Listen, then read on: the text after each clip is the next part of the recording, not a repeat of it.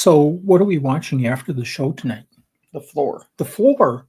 You really my like the floor? pajamas on, and I'm sitting on the couch with my chai tea and my dinner. And I could do that. I could put my pajamas on. I don't care if you put your pajamas on. I'm And going watch to sit with my chai tea and my dinner. What? And be We're left live. alone. We're live, Nanette. Did you know that? Hey, everyone. Thanks for joining us tonight. We have a very, very special. Every time. I do try to. We have a very special guest, Tennyson from InvertSquad. We're going to talk about geckos, but we're going to talk about millipedes and isopods and roaches and all kinds of good stuff. This is going to be a fun evening, folks. How do we sound? How does it look? Give us that thumbs up. I want to see a thumbs up or a thumbs down. Probably too much voice from me, so we'll get a thumbs down. That's always. And what's going on in the supreme gecko world right now? Briefly. I don't even know. It's been a week. It's been a week. It has been a crazy week for me. Week. It has. And well, we shipped a bunch of animals out at the beginning of the week. So, how many boxes? Like 56? Yeah, it was a lot of boxes. I took a day off of work so we could ship. Took a day off of work. It was crazy Monday, but Monday night was kind of relaxing, and it's kind of been thumbs up for snakes for Nanette. There we go. Frank, enough. Who's all? So lots going on at Supreme Gecko, and unfortunately, we didn't get another long form video out. We'll try to do one coming up this next week. It's just crazy here, folks. I apologize. I really do. Very busy this week. Nanette, who's all here? I see Shane is here, and Exotic Wilderness is here. Brad's here. Frank's here. Angie's here. Katie's here. Laura's here. Laura is here. Did I say that already? I got Lori or Katie and a Laura. You can never say Laura too many times. Well, I got Laura and Laura. We have two different spellings. That's why I wanted to make sure I didn't miss anybody. Are you making fun of me? Moon's here. Julie's here. Mo Pets is here. And I'm here, and so are you. Brad, is Gina here? I'm just kind of curious. Gina. Oh, Jen? I'm reading the. You call her Jen. I call her Gina, and that's okay. No, I didn't mean that way. All right. I told your snake story today to my. What was my snake story? What you did to me story. With the snake when we first got married. We don't need to tell that tonight. I told it to my boss today. Did you really? Yeah, he thought it was pretty mean. Maybe I'll tell that too. In as a joke in the next live or the long form video I do. Things I do in my spare time. Everything's leopard geckos. Is there a spreadsheet one in here? Laptop. There's got to be a spreadsheet. Okay. Where's my pen? I'll change one of these to spreadsheets. You talk about them. You love them. Thank you everyone for joining us, and that's adjusting me. Well, you just messed up the whole shirt when you started playing, so now I got to fix this. This is from Gecko Ranch from Julie Bergman. So thank you very much, Julie. I appreciate that. Spreadsheets. Without further delay, without further ado, let's bring who's out with what? Gina's out with her friends tonight. Oh, good for her. I had to drag you in from the bars because you were out with your friends, so that was kind of tricky. Let's go ahead and bring on Tennyson Kingsley, InvertSquad. I've known Tennyson for a while, not a long time. Not since I've been in the hobby. I don't even think he was born at that time, going back over 20 years ago. But I want to say something really quick about Tennyson. He has supported the 12 Supreme Days of Christmas. These are great animals, great animals. We're going to talk about that in just a minute. Tennyson has supported the 12 Supreme Days of Christmas, and I greatly appreciate that. And anybody that's involved with the 12 Supreme Days of Christmas, that it's a passion, and I think everybody, kind of gets into it. And if you don't know about the 12 Supreme Days of Christmas, PM me on Facebook. Let's bring on Tennyson. I've blabbed long enough. Tennyson, how are you doing? That's a record. And you only talked 4 minutes. Is that short for you? That is a record. That's absolutely short. I think we had one guest that it was after about 8 or 9 minutes that they literally left the backstage.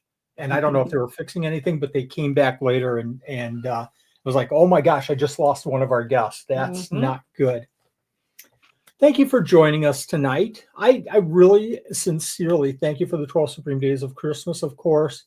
but I am really excited to find out what all you're doing. I know you have your hands, you're dabbling in so many different things. But before we get into that, Tennyson, if you wouldn't mind, can you just kind of talk through who you are personally, besides the reptiles, besides the inverts, who you are, and then maybe kind of finish that off with how did you start with all these animals? Yeah, I'm Tennyson. I'm 19. I You bring him up a little. don't really know. This is pretty much most of my life, and has been for a long time. It's fine. Other than this stuff, I guess like guitars, fun, stuff like that. But these guys definitely take up most of my time. When you talk about most of your time, kind of share with the viewers how much that time is. I have a guess, but share with the viewers how much time you're spending, like on a typical day. Just on a typical day, it's probably close to just an hour. I come in the mornings, I spray the anoles, and then I come in at night, do the same thing, and just a couple other tanks, just check in on stuff. That's not too bad. How about the weekends? On the weekends? Yeah. Probably about 3 hours. Wow. That's a lot of time. Mm-hmm. That's a lot of time for a collection. It really is. So what are the things that you're doing different over the weekends than you're doing, over the weekdays? During the weekend, I like to check on most of my animals and just get a good look on how things are going. But I also do most of my maintenance on the weekends, like spraying and feeding, especially heavy feeding for the invertebrates. Tell us a little bit about your collection. What all are you keeping? And we're going to go through some Instagram slides in just a few minutes here, but I want to kind of hear from you. What all are you keeping? So currently, I am keeping roaches, earwigs, isopods, millipedes, a few beetles, some geckos, a couple of anole species, a couple micro geckos, some mantids, have some whip scorpions as well. Pretty much everything. Unbelievable. Also fish. How many fish tanks? I think 3 or 4. Okay. Specialize in anything with the fish, like African cichlids or anything like that? Usually live bears and neocaridina. Oh, very cool. Very cool. I'm trying to pull myself back. Otherwise, I could talk to you for another hour just on tropical fish. Andrew's saying earwigs. So a lot of people don't. I don't know if I know anybody that's keeping earwigs. Why are you keeping earwigs? I don't know, they're interesting. You get to see the mother like really exhibit a maternal behavior with their young. They'll create a nest, they'll protect the nest, they'll bring food to the young, and some will even just stay in the burrow while they wait for those eggs to hatch. It's really cool to see. Wow, very cool. With such a I want to use the word eclectic, but I think that has a negative connotation. With such a diverse collection, how do you manage the different setups? How do you manage your time? Are you finding yourself maybe watching or really devoting more time than to one different group than any other group?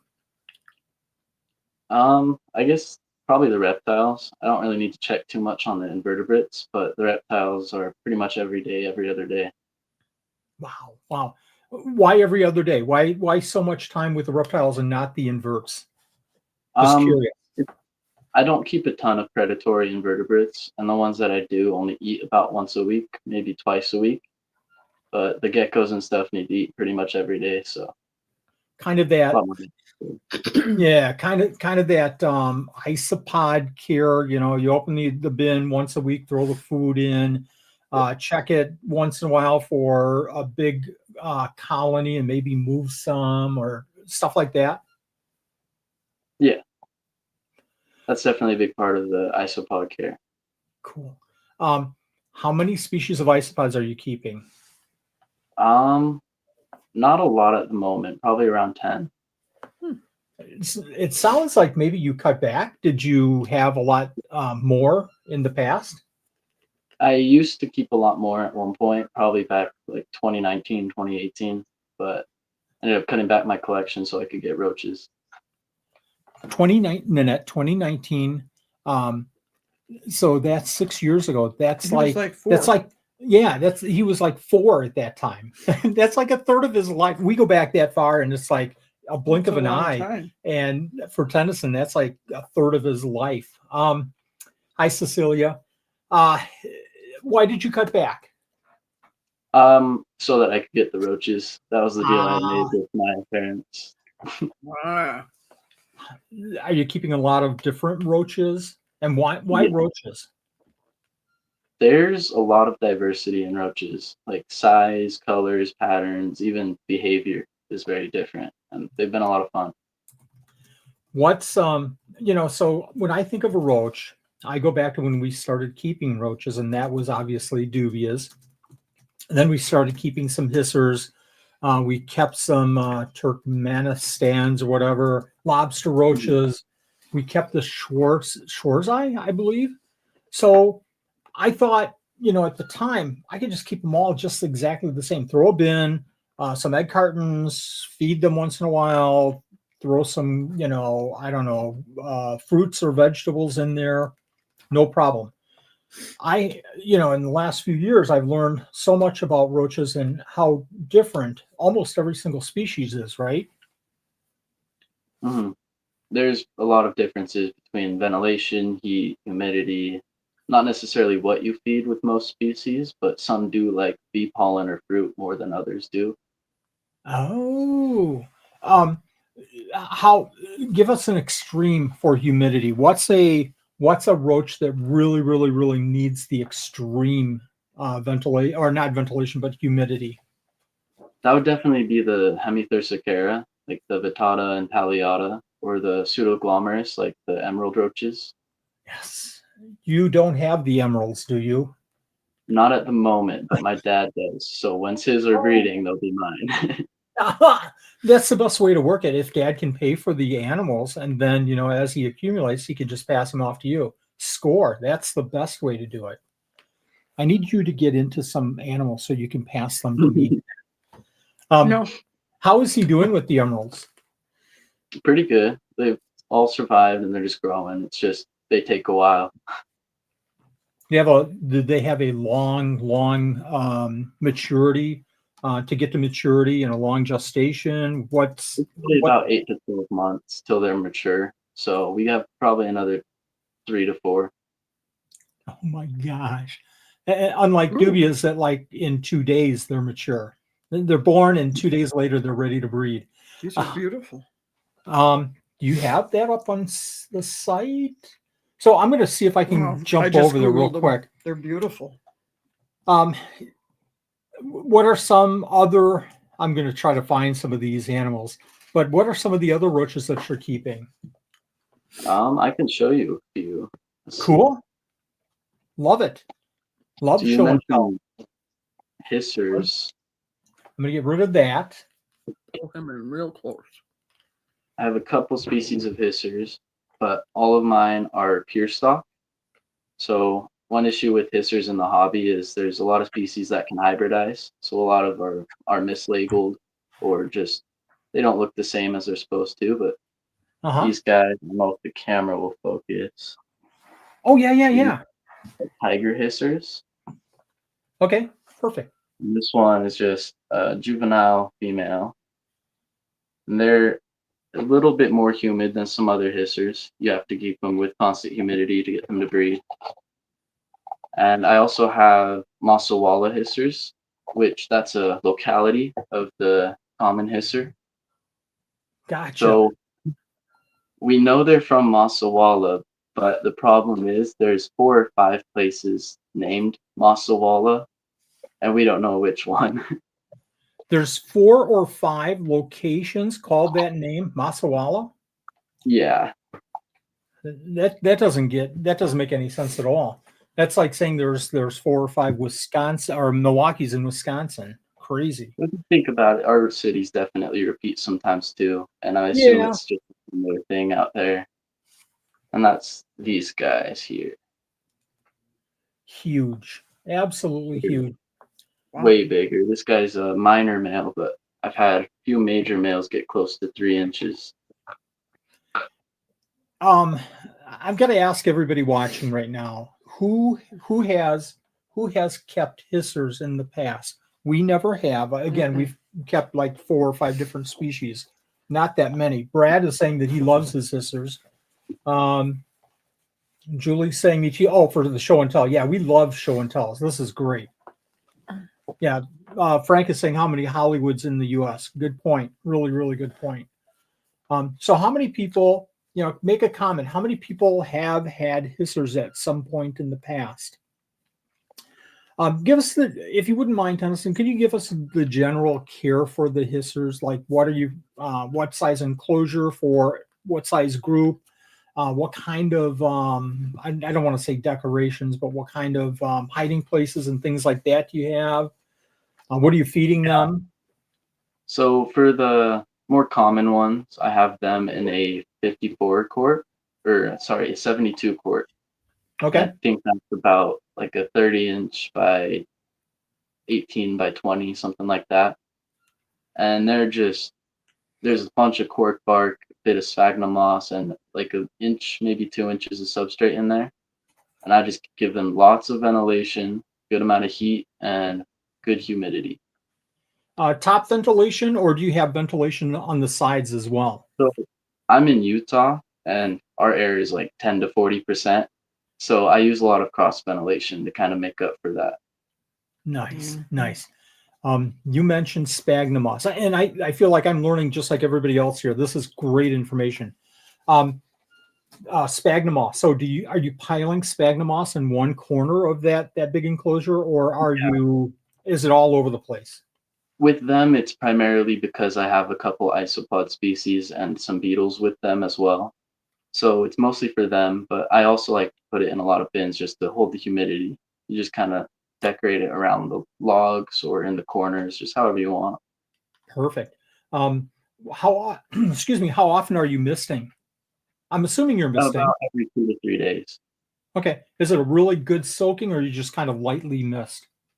I give the substrate a good soak on that sphagnum moss and then a deep mist to the rest of the enclosure. Speaking of the substrate, Frank is asking, keep any little Kenyan roaches, I can't read, as a cleanup crew with the hissers? I do not. Roaches don't work too well as a cleanup crew for other roaches, other than ones like possibly Nocticola or Compsodies. Okay. So I mostly keep isopods or beetles as cleanup crew. Okay, and they're asking what kind of isopods do you keep with your hissers? I have my orange. Oh, we lost you a little bit there. What? I'm sorry. Can you repeat that? I have Porcellio succinctus and Porcellio hoffmannsegii orange with them. Oh, okay. You have your Hoffmannsegii orange with your roaches? Are you nuts? Are you nuts? The isopods actually do better when kept with roaches because of the roach rats. Oh my gosh. I've got to get over here real quick. Because the hissers are constantly pooping. So obviously one of my favorite isopods, and this isn't the common, gray. This is the orange. So I'm assuming that this is Hoffmannsegii, or is it? Yeah. Hoffmannsegii orange. Mm-hmm. That is so interesting. Is a pretty one. Yeah, it is a very, very pretty one. Very interesting. I never even thought about keeping any of the, more, I don't want to say expensive, but, rarer isopods. Not that they're super rare, but I never thought about keeping them with roaches. Great point. I do have 2 cultures, but they're both with roaches. So wow, that is fascinating. The roaches don't eat the babies? Yeah, the roaches don't eat the babies. Good point, Nanette. No, the roaches don't exhibit any predatory behavior, so they'll only eat dead animals. Wow. So, but other roaches might eat the babies because they're more, I don't know, carnivore-ish. I'm assuming. None that I have come across. None? Okay. No. Okay. Wow. So that sounds like a very, very humid requirement. Are you keeping some roaches that require, more dry? How are you keeping them? Yeah, I have one called Dipterygium handstromi. And those guys are Handstrom's little runners from Africa, and I spray them probably once a week. Other than that, they're completely dry. What kind of substrate? Just cocoa fiber topped with like an inch of the cocoa croutons is what I call them, but they're just like the coconut husk chips. Okay. Okay. Do they, these isopods, are they using the substrate? Is it more for the babies? Is it more for humidity? Why are you keeping the substrate for them like that?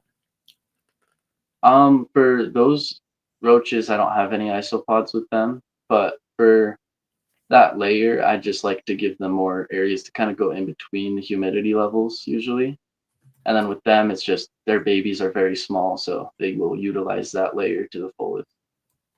Perfect. Perfect. That makes all the sense in the world. Um, do you find that I think we kind of touched on this, but I've got to ask it again just to make sure I'm understanding. Do you find any of these roaches predatorial to their babies at all? Or do you think that they don't because of the way that you have them set up? Most of the time, if any, like babies disappear, it's because the husbandry is wrong, not because the other ones are eating them. So I haven't personally seen that or heard of it, but I mean it's possible. I love that comment. And I think that, we have a lot of things in the hobby that we attribute to, oh, my leopard gecko is impacted because I had it over a different kind of a substrate. Whereas maybe it was, husbandry more than anything that caused the issues. I don't think we really look at things like that in the hobby. I think that we just go, oh, it's not eating its diet, so it must not like the diet, rather than kind of going through the process of, well, what's really changed here? Yeah. Good points. Really good points. I was going to ask something about the roaches, and I completely forgot. Oh, I know. Foods. What are you feeding your roaches for foods? I feed them primarily fish flakes and then just supplement with banana and apple occasionally. Isn't that expensive, or is there a reason? And I'm kind of putting you on the spot here, but isn't flake food kind of expensive? Is there not less expensive foods that you can feed the roaches? I kind of know I've the used answer, but go ahead.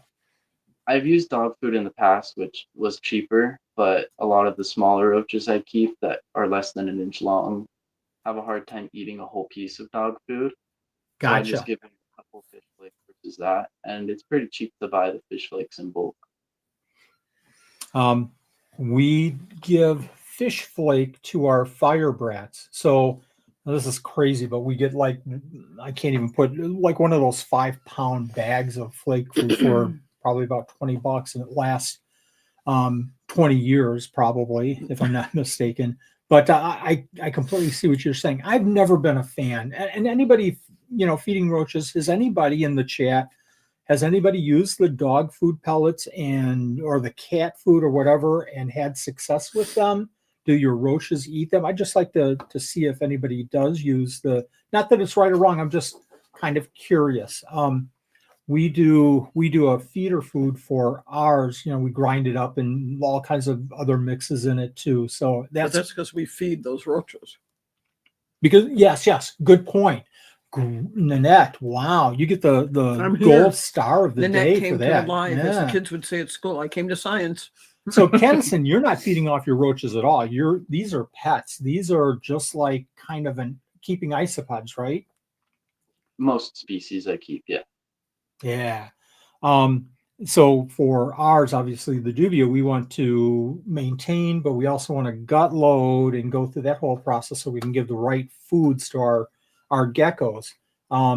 So we're not feeding dog food or anything, but we're feeding a high quality ground food that we make ourselves. So 503 is saying I use rabbit food pellets for my dubia, and I'm guessing because it's a high vegetable content. I'm assuming high alfalfa, maybe. I don't know. I give cat food. So Cecilia's saying I give cat food to my darkling beetles occasionally. That's interesting. Very interesting. Other than roach, if anybody has any questions about the roaches, throw them out there. We'll cover as best as we can. We're going to get over to some pictures in just a second too. But I also wanted to ask, other than roaches, your inverts, talk about how you're keeping your isopods or any other animals as well, if you wouldn't mind. Yeah, the isopods are pretty basic. It's just the sphagnum moss layer with a lot of bark and a nutritious substrate that's on a base of flake soil with a few additives. And then millipedes are purely flake soil, same with the beetles, most of the beetles. So Like soil. definitely differences in care there. So you want just like this over Nanette's head with flake soil. So you're going to have to explain what flake soil is. So flake soil is fermented sawdust that's fermented for a few months, just depending on what it's for, really. And it's to mimic rotting wood, essentially. Oh, okay. See, How Angie wanted to know too. Oh, cool. How long does it have to ferment? Are we talking a few days? Are we talking weeks? No, so it's months that goes into it. So oftentimes it's pretty expensive if you were to buy it, but it's pretty easy to make. It just takes a long time. Are you making your own? My father is, yes. And his Cool. recipe we're using is about 6 to 8 months. 6 to 8 So- months. What makes it ferment? I'm lost. I love this. So we get like hardwood pellets used for grilling and stuff like that. Uh-huh. We then turn that into sawdust and we Uh-huh. add flour and yeast. So the yeast is the main activator there. So it's just like, fermenting beer or something like that. Yeah. Okay. A little bit like that. Okay. Julie is saying that it's hard to find good flake soil. I know we had Rolly Boys on a few weeks ago, and I just asked him if he was doing flake soil, and he doesn't. And anybody that has purchased flake soil from a good, reputable breeder, please add it here. I know Paul's Pills does flake soil. We've purchased soils I from guess I Paul's didn't Pills. realize that's what it was. Yep, that's a long process. It really is. Yeah, Cecilia is saying that her millipedes are getting flake soil. Are you using flake soil at all for your isopods, or is it just your millipedes? It's also the base for the isopod substrate, but I add a lot more than I do to the millipede substrate. All right, Frank said so it's pizza dough with sawdust. it's pizza dough with sawdust. That doesn't even sound good. So now that you mentioned it, your isopod substrate, you've got to expose your recipe here. What all are you putting in? If you don't mind, I'm not putting you on the spot. That's perfectly fine. I've used a couple of different mixes, but my favorite to use would be a base of flake soil, and that's the majority of it. And then I like to use mushroom compost and sand, just and you like a fine grain sand, but not super fine, just to add that like drainage, I guess. And then occasionally I'll just add things like rotting wood, leaf litter, stuff like that, of course. And then topsoil is another big additive. Your That's what sand. I'm sorry. Go ahead. I'm mainly using the topsoil mix right now. Okay. The sand that you mentioned, are you mixing it with your substrate, or you said drainage layer? I just want to be real clear. You don't have a sand. Not drainage layer, sorry, just to add drainage to the substrate. Okay. So yeah, it's mixed in. And then for calcium, I like to use calcium carbonate because it will neutralize the ammonia and pH in the substrate. I've got to show this comment right here. So Laura is saying, I get the wood from a mushroom grower and seems to be a good additive to my bins. Find a local mushroom grower. There was one point where we were looking. There's a mushroom grower north of, I think, Sheboygan here. Not that anybody knows where that is, but far up there. It's a little ways up there. And I'd called them a couple of times and just didn't connect. But I was going to go that route too. But we scaled way back in our isopods, so I didn't really pursue that. But I thought that's a great additive, and it's good to hear, kind of back up on that too. What is this? I've got to read this off. Tennyson is killing me because kids are listening. You can do that, Mom. Just like him. So she's getting all kinds of ideas from you, and the kids are going, "Do it, Mom, do it." Glad Outstanding. to hear that. How old were you when you started the hobby?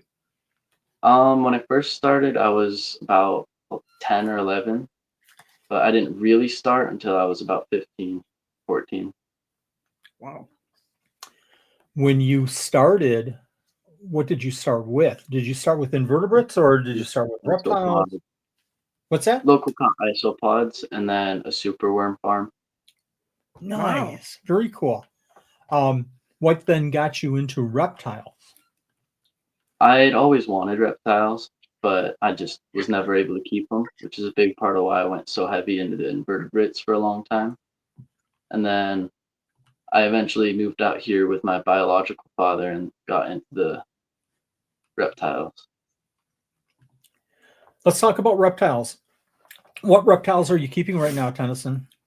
So currently I am keeping gargoyle geckos, crested geckos, Anolis cristatalis, Anolis disdichus, and pictus geckos. Nice. And Oh. obviously, go ahead. Also Gonatodes albogularis or something like that. I can't remember. I know. It's ficus at the end. Alba goes something abracadabra ficus. The And yellow. I also have Spherodactylus notatus.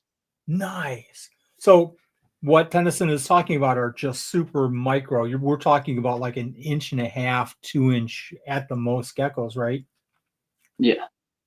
I skipped millipedes. We're going to come back to millipedes, folks. But now that you've talked about geckos, you've got my curiosity and you've kind of captured my passion. Tell me about how you're keeping the micro geckos. Are you breeding them? Because the babies are so small. Yeah. So some of these setups behind me here are actually for the micro geckos. These ones here. And these are 20 quarts, and I have a 2-inch layer of drainage for them, and then a barrier and some just substrate, ton of magnolia leaves and cork bark. And I am planning on breeding those, but I have 1 gravid female, 2 subadults that are unsexed, so just depends on how that goes. Are you anticipating the babies? Are you setting up for the babies, kind of thinking through that process? Yeah, I'm currently culturing fruit flies and Nocticola compsotes to use for the babies, and then I'm getting ready to get the baby setups put together. We worked with micros in the past. We only have a couple right now, Tropiocolatus. But anyways, I was going to mention one thing that as I got into isopods, I learned with our geckos is, especially the very, very, very small ones, the tiny ones that have tiny babies, Lygodactylus kimhowli right now. We're breeding them and getting babies. And I tell you what, the babies aren't as big as my pinky thumbnail. They're just so small. What I started doing was just keeping them in small containers, but I would load up those containers, a little bit of sphagnum, dirt, sphagnum moss, cork bark, not many hiding places, so I could kind of manage them. And I loaded those up with springtails. And I think, I've raised them in the past, but it seems like they're growing faster now. I think springtails, in my opinion, for us with the micros is the secret, the big difference of what we were doing before. Love the micros. There's, so many varieties. It's just crazy, crazy. Would you think about getting into more? Is that a passion of yours, or are you just kind of tooling around and trying some stuff? Yeah, so with the reptiles, my plans are to primarily focus on micros as well as eventually Cophotis dumbara. So you're going to be making a lot of calls to Armid at herp times, I'm assuming. Yeah. His videos are just outstanding. I watch his videos and go, I shouldn't do videos anymore. His are so good, and there's no way I could even come close to doing videos as good as him. He has such a an immense knowledge. It's so fun to watch. But as well, I watch his videos to learn as much as I can and try to apply it to everything. Mhm. What other, you mentioned Peridor picked. I've got to ask you this. Have you started breeding them or? I did breed them last year, but I faced a few struggles doing so, so I have paused on that for now, just while I get a better setup specifically for them. Anything I can help out with, let me know. Obviously, everybody knows they're my favorite because of the colors and the patterns and how easy they are to work with. But now there's little tricks.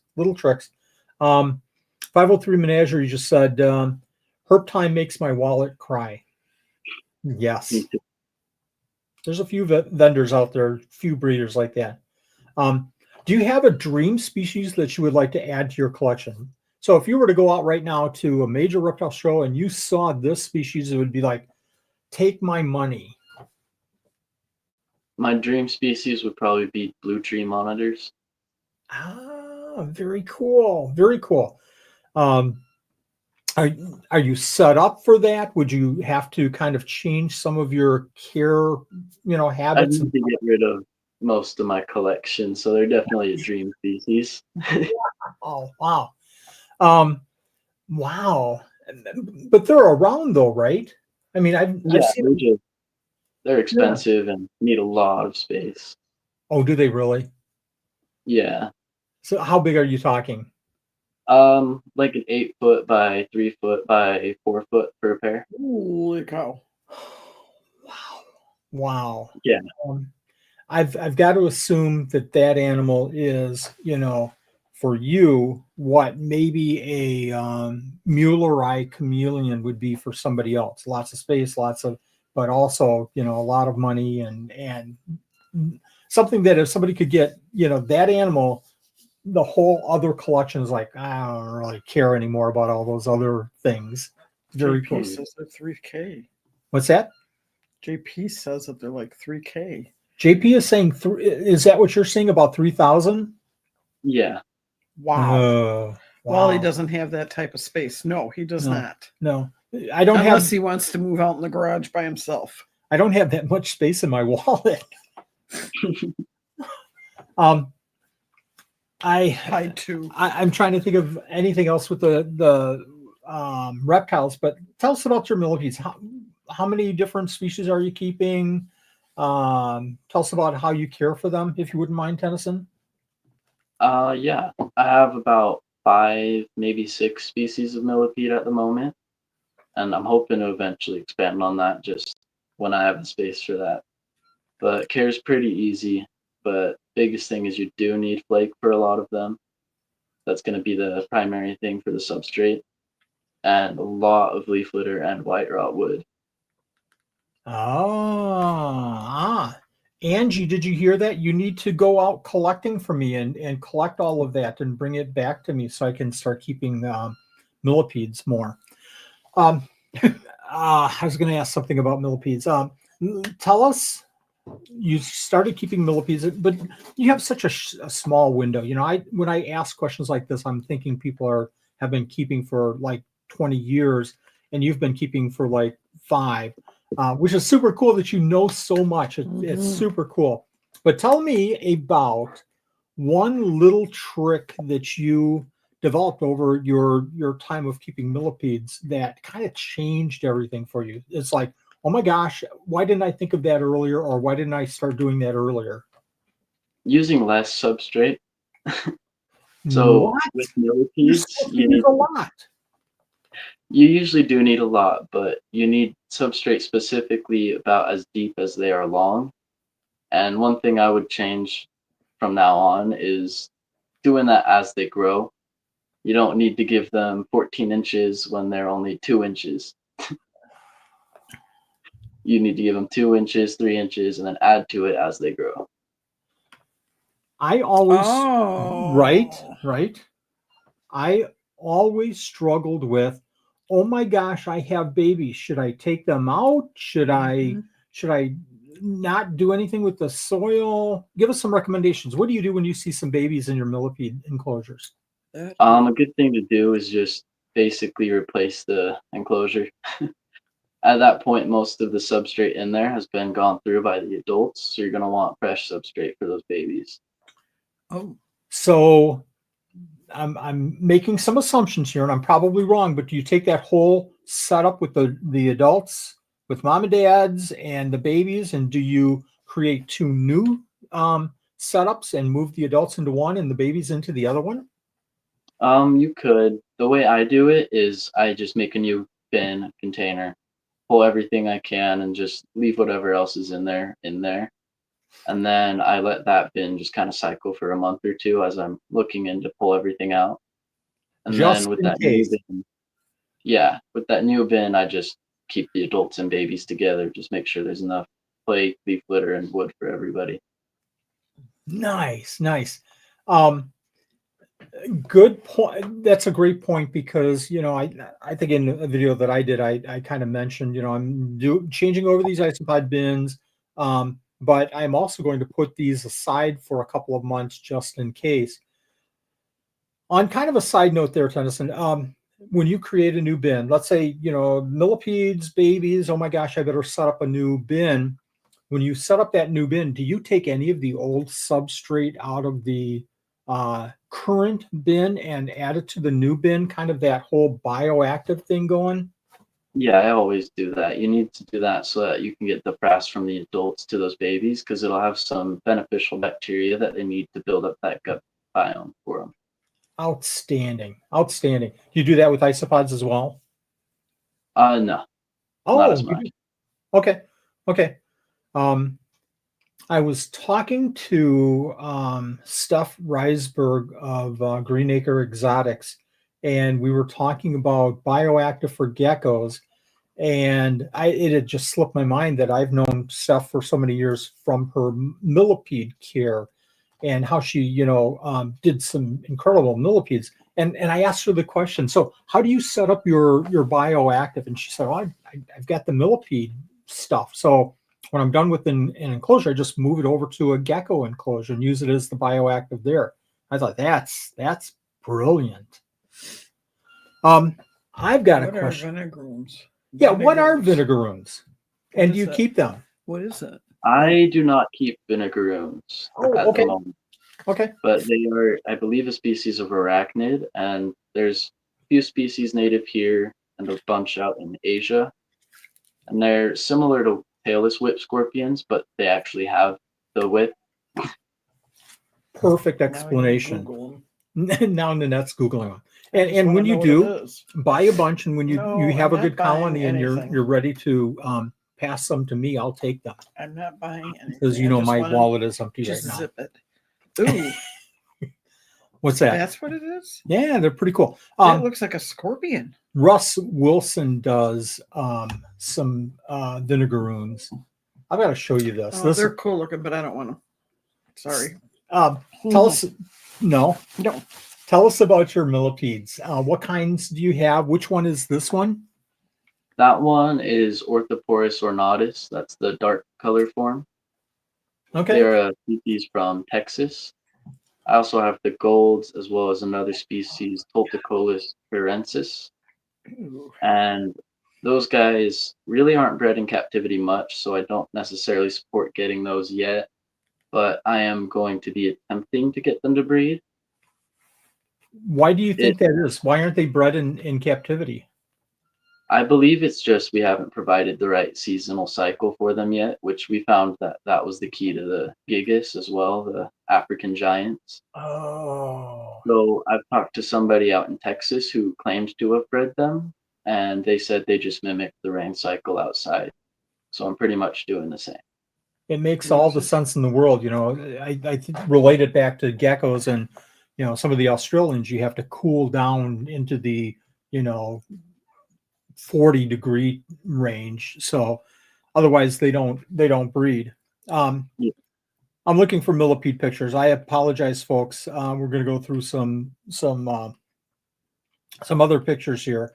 Maybe we just start talking about some of these. Oh my gosh, what is that? That is a red rainbow stag. Oh, I know like this tiny bit of this group. Frank probably knows everything about them. 503 probably knows everything about them, but males, females are different. Is this the one that are really super tough to breed? These guys aren't that difficult at all. They're a pretty easy stag beetle. And that one there specifically is a female. Males have the big Mandible. horror movie kind of mandibles. Yeah. Very cool. Do you have, what are they, Hercules? Am I thinking of the right name? The Yeah. really super big ones? At the moment, but those are one that I plan to get. Maybe get those emeralds going and trade for some. Okay. Yeah. There's actually a guy, and I can't think of his name, on TikTok that is into the beetles and does great TikTok videos and shows some of these, and it's super cool to see the grubs and how he cares for them. What is this? That is an Anolis distichus female. They're Bartonol. Oh my gosh! Yeah. Is this your only anole? No, I have a trio of those as well as a pair of crested anoles. How do you like the anoles? They've been a lot of fun so far. Yeah, fairly easy to keep. Yes, these guys are wild caught, and I haven't had any issue. So that's been pretty good so far. Julie says, say something bad about the stag beetles, please. Her kids are still listening. How bad do you want it to be? Okay, let's move on. I'm not sure. I'm going to fire through some of these. So these are probably, I can't Those tell. are pandas, maybe? Those are maybe cappuccinos. Hard to tell. What? I'm sorry. Those ones are white sharks. Oh, white sharks. Okay. Nice. Very nice. Congratulations. I'm going to, there we go. What is this? That is one of my whip scorpions. There you go. Oh, that's cool. Are you breeding these? I plan to, yeah. I have 4 individuals. They're all Fearness marginimaculatus. They're a smaller species that were all caught out in Florida. Oh, very cool. What did you say? A mixed male female? That one's hard to say. I have 4 individuals, so Okay. you have to sex them similar to tarantulas, finding the hooks. So this is that Goniosaurus, it's Goniatoides, some Albigolaris ficus or whatever it's called. Yeah. I've had these. This is probably one of my most frustrating animals. I've probably had these 4 or 5 times and never seen eggs. And I'm sure it's something that I'm doing wrong, but these come in wild all the time. All reptiles. Oops, I missed it. Sorry, I'm going to go back. A 19-year-old know all these right scientific names? They're asking. I knew all the starting lineup for the Chicago Cubs when I was 19. Good but for that's you. probably about all I knew. What is this? Is this a walking stick? That's a cryptic mantis. Oh my gosh. Oh. I'm showing my ignorance here. Nice gargoyle. Very nice. How many gargoyles are you working with? Only kept that one just Okay. because of the nice gray tones it has. Oh, and you're looking at the orange. What a great point here. Yes, absolutely. With passion, anything is possible. And obviously you have the passion for these animals. It shows dramatically with how much information you gathered so quick. I'm going to fly through some of these really quick, little smaller pictures, some Hoffman Segai. Hissers, I'm assuming? Yes. Some more Cresties. How many Cresties are you keeping? Like 6, 7. Do you see yourself expanding, or that feels comfortable? I'm gonna kind of be downsizing, actually. They're just more so something I'm breeding right now until I'm able to get more stuff I want to truly focus on. And folks, that happens. As your collections grow, you get more in tune with some things and out of tune with others. Um, Cecilia, absolutely, and I struggle mightily with that. Tennyson, you're using the Latin names. I use the Latin names. I started with fish, and I just got accustomed to that. And it's hard for me to convert. And people remind me all the time, okay, what's the common name? And I'm trying so hard. But it's hard, when you start working with. Sometimes that's the way that you have to identify them, right? Okay, somebody's asking, when you were flipping through pictures, were those spiky pods? Oh, No. did I miss? Were they? No? Okay. Okay. And then that millipede, Millie is just, her eyes are like she loves it. What kind is this? That is Centrobolus splendidus, the splendid fire millipede. Yeah, nice. That is beautiful. Babies yet? Not yet. I'm hoping to have some soon. Cool. Very, very, very cool. If I may ask, where do you source most of your invertebrates? Are you going to reptile shows? Are you going to, and you don't have to name, specifics or anything, but are you finding them on certain people's sites and saying, hey, I'm really interested in this. Let me know when you have some available. Mostly Kyle from Roach Crossing, TJ from Invertebrate Dude, and then just trades with a bunch of people as well as auctions occasionally. I see the millipedes, and I wonder, have you ever worked with Peter Clausen? I have, but more so with the mantids, actually.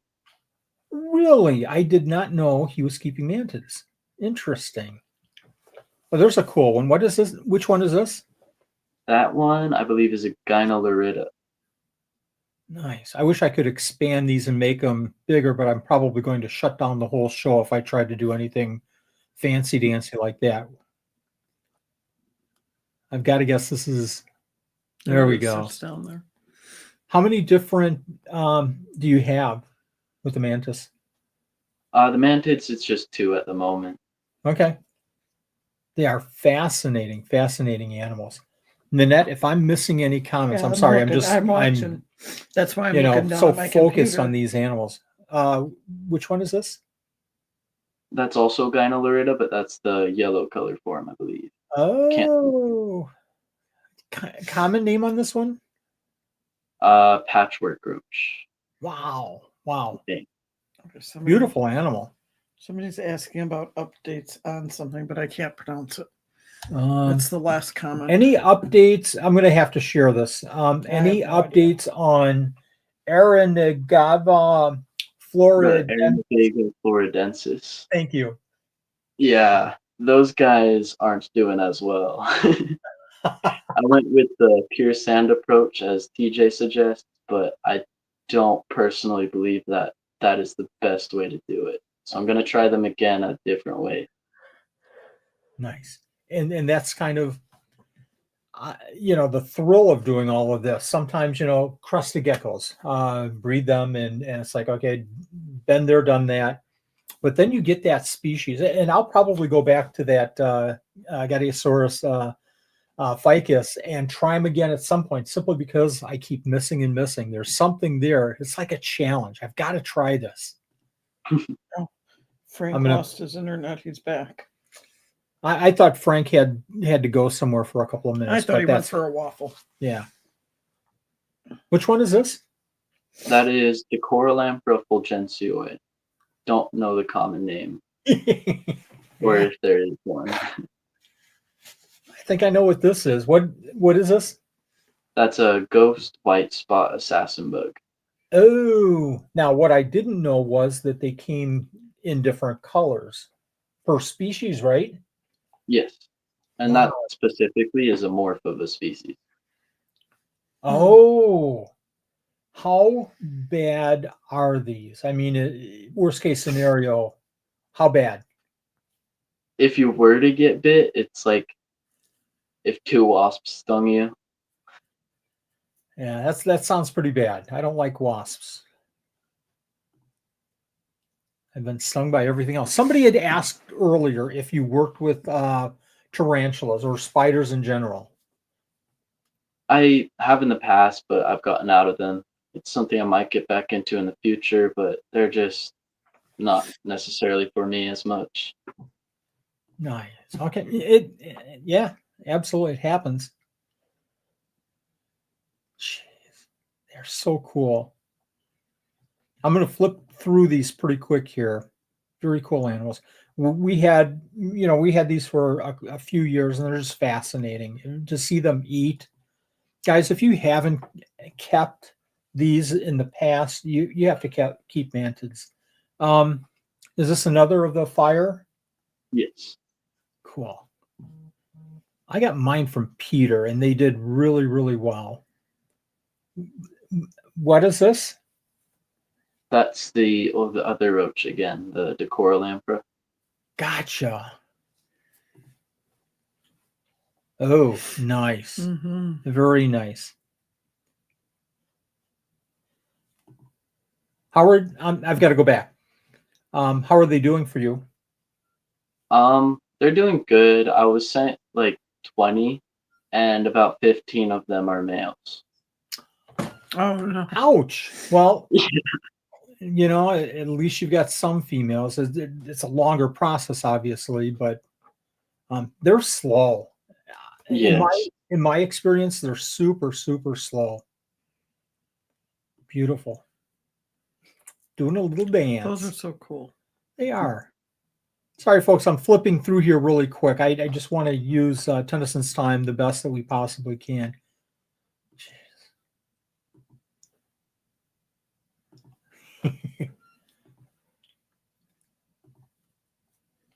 What is this one? That one is Gyna cappuccina. They're the pink cockroach. Are they actually pink? Yes. Wow. If anybody has questions, yeah, Cecilia, the vulgare gold looked awesome. Go ahead, Tennyson. I'm sorry. There's another species that's very similar to those, the CF sculpturata, which are the rosy roaches, and they're also pretty pink. How big of a roach is this? Kind of normal. About like the size of your thumb tip, probably. Okay. Somebody Up wants to to an know if he has any plasmids. Phasmids? I do not. Nope. Okay. Nope. Hide that one. Do you have a favorite in your collection? Wow, is that beautiful? It's pretty. Ooh. He's thinking, Angie. You always throw these hard questions. Probably the golds or the expansis or the vitata. It's hard to choose one. It is. And the problem is probably you choose one today and tomorrow it's going to change. Yes. I don't think I asked, but what millipede species are you working with? I have the Orthoporus ornatus, the Orthoporus ornatus gold, which is the same species, different color form. Toltecolis corensis, which are a gray species from out in Texas. Oh. And then the Centrobolus, the fires. And I also have some Anadinobolus from John Pennekamp State Park, which are thought to possibly be a different species from the bumblebees, but they look just like them, just a lot brighter and bigger. I've got to ask you, what do you think about locations? Do you think it's important to keep all these different locations? Do you think that it's not as important? I really do, but I also personally think it's good to keep them to county and stuff like that, not specific areas, just to avoid that over collection of these animals. We had Ryan McVeigh on last week, and we got into morphs and locations and wild. Maybe we were talking about wild caught, and he made the point: we're never going to see wild caught. We're never going to see a situation where we can take captive bred and replace wild caught when wild caught becomes endangered or extinct or whatever. It's just not going to happen, and it makes all the sense in the world. He also said, the whole location thing, plays into that. Don't think that you can, take these locations and you have to keep them separate because you're going to reintroduce. That's not the reason. And I go back to my fish days, and everything was location. I remember Tropheus. Mhm. Everything was location. You had to keep them separate. Don't you dare. What kind of Tropheus are these? I don't know. It was just two, and I just mixed them. And it's like, I'm out. So Ryan has a good point, but I think from a color and maybe behavior, I think you touched on it perfectly. I think from a behavior or requirements, better said, requirements case, it's good to keep these separate so that we can kind of watch that whole process, right? Mhm. I've got to add this back on. What is this one? That one is a warty glow spot. Say that again. A warty glow spot roach. They're Lucy hermetica varicosa. Oh my gosh. This looks like a huge, huge roach. They're about 2 inches, so not huge, but Okay. Brad is saying it's the same in the dart frog community. I bet. Probably more so. I'm going to fire through a couple more here. Jeez, beautiful animals. You keep snails? Yeah, those are Caracolus marginella. I'm not sure if they have a common name, but they're a fun one from Florida. Definitely want to get more of those. Do you keep them with any other animals? No. Okay. I was going to ask, do you think that if you would keep them with isopods, do you think that they would predate? I would fear the isopods predating on the snails Mm. more than the other way around. Ooh, good point. I'm going to go back one slide. We've had these in the past. I can no longer pronounce the name. But we absolutely never saw them ever. And I always feared, I'm going to dig them up and I want to see how many. And oh my gosh, what if I dig up babies? What is it? The I name can't is see. right. Can you pronounce the name? I just can't see it. These are Haleria brevicornis. Oh, yes. Okay. Perfect. I couldn't see it Perfect. from here. Yeah. They're good hiders. They're good hide and seek. Yes. I'm going to see if there's any other. There you There's a little go. pecta. Typical baby eating anything that it can. Can the snails be put in a planted tank or will they destroy it? They'll destroy it. Okay. Like I put them in and all the plants are gone. That, and then they'll chew at the plants, but also they'll have issues with the slime all over the plant, stuff like that. Oh, good point. Good point. Nanette, you want to read that one off? This last one? Yeah. A friend, is that the one you're talking about? Yeah, a A friend. friend who breeds these snails believes he wasn't getting eggs from his snails because the dwarf white isopods in the closure seem to be eating them all. Very interesting. He now has hundreds after he moved them out of the isopod substrate. So I've recently To free substrate. Yeah, I've recently been thinking about getting into snails simply as a food source for some of the geckos, because there's several geckos, especially Madagascar geckos, that I don't want to say require, but do better with a snail diet, a little bit more calcium. Somebody's asking Yeah. how your belloculus are doing. Whoops, sorry. Do you have I belloculus? I don't know if I'm saying it right. can't think of what those are right now. You haven't They're doing well because I don't remember that name. Are they? I'm gonna look For them up. Is there exotic a common wilderness, can you elaborate a little bit on that? Those might actually be what that photo is of. Velvet snails? name? Oh, Velvet slugs. Those Yeah, did. slugs, end I'm up sorry. losing- Yep. I did end up losing those, but there's something I would get again in the future if I could. Nice. We've got a question here. Any millipedes that can be cohabbed? Yes, I have all of my millipedes from Texas kept together. Oh, They're same care requirements, similar prolificness, and about the same size. You can keep them together pretty well. nice. Okay, here's how bad my memory is, and I think it was you. and you're going to laugh at this. At one point, I think I contacted you about buying some of these, and we kind of went back and forth, and then it was lost. And again, it's me, it's not you. You probably said, "Hey, Wally, do you want them still?" And I probably went shoo off in another direction. That, my gosh, it just clicked. That, and that's 3 years ago or so. What was that? What Wow. wasn't that like 3 years ago or so? That you No, got that was like 2 probably weeks. 6 months ago. Stop it. Yeah, I am bad. Yeah. Wow. I do still have a culture available if you do want them, though. Oh So my gosh, Those are yes. those are beautiful. And I apologize. It's just sometimes it gets crazy. And 6 months ago probably was 12 Supreme Days of Christmas stuff. No, it wasn't 6 months yet. About. Yeah, absolutely. Let's connect after the show on that. I apologize. Mm-hmm. How Those cool. are pretty. So, oh my gosh, what is this? Are these millipedes? no, those are Wiseman Oh, giant.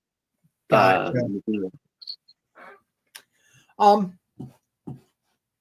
Tell us, Tennyson, where does this all go? Where do you see yourself in maybe a year, maybe 5 years?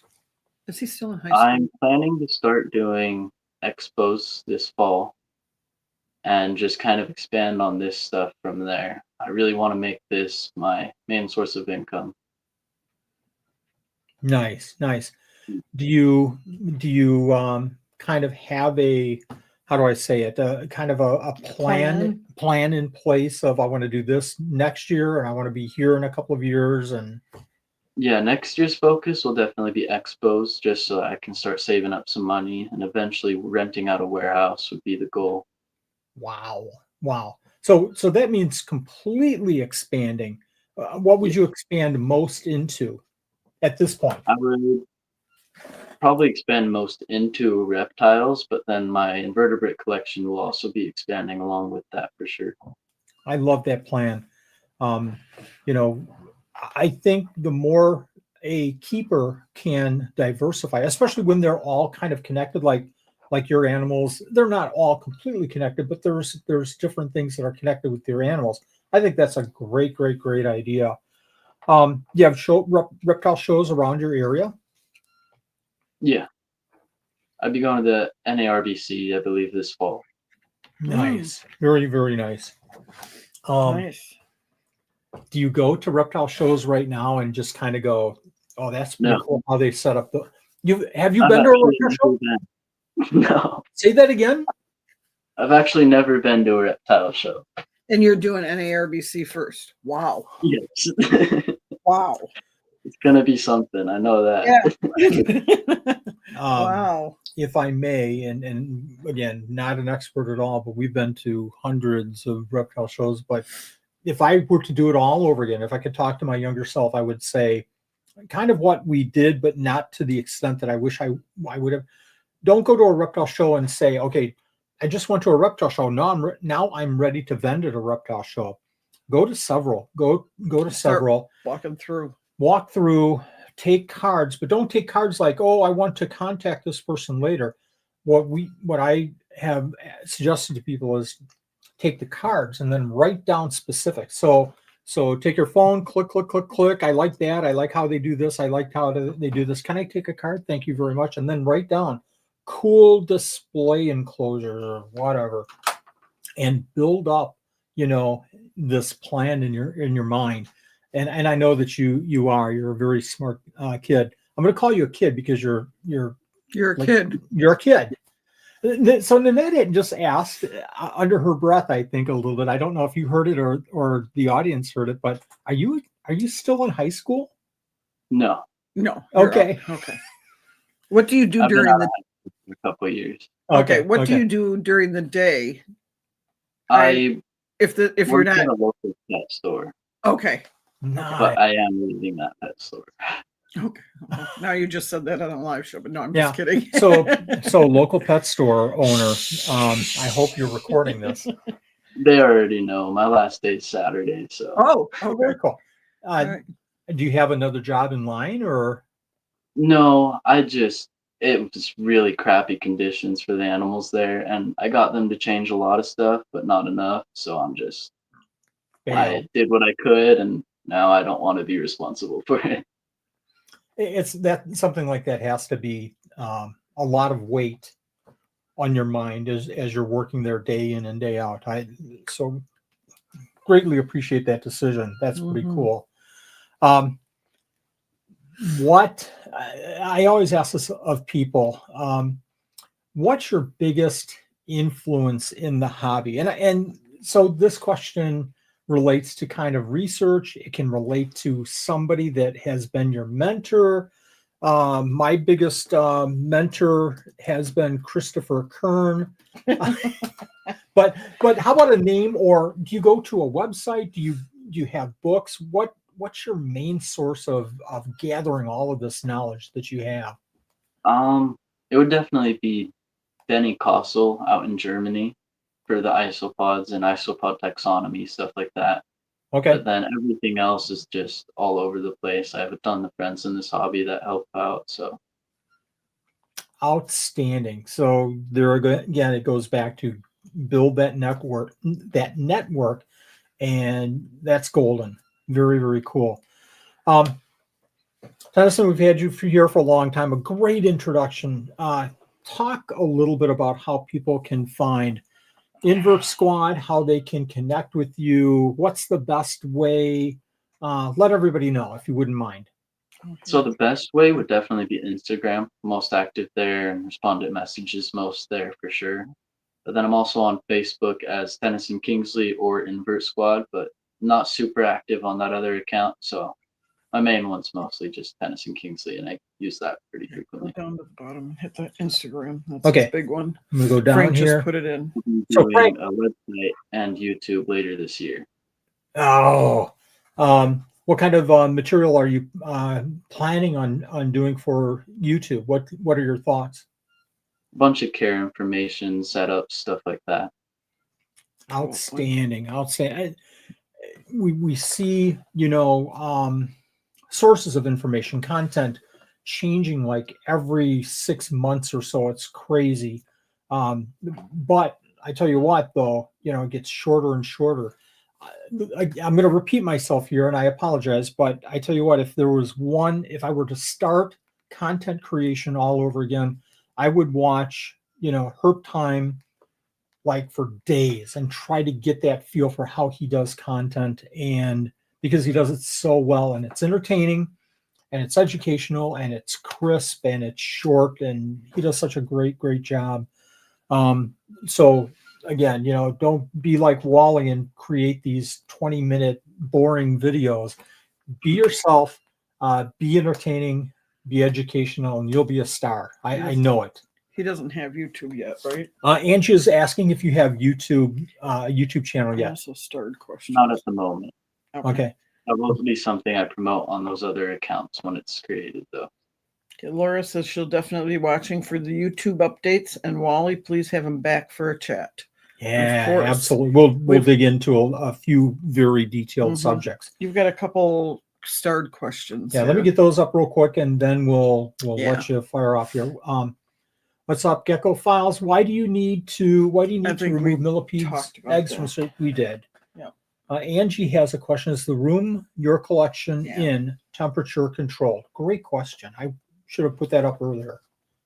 Yeah, so this room is about 75 degrees, and it's just our garage with the garage door given insulation, essentially.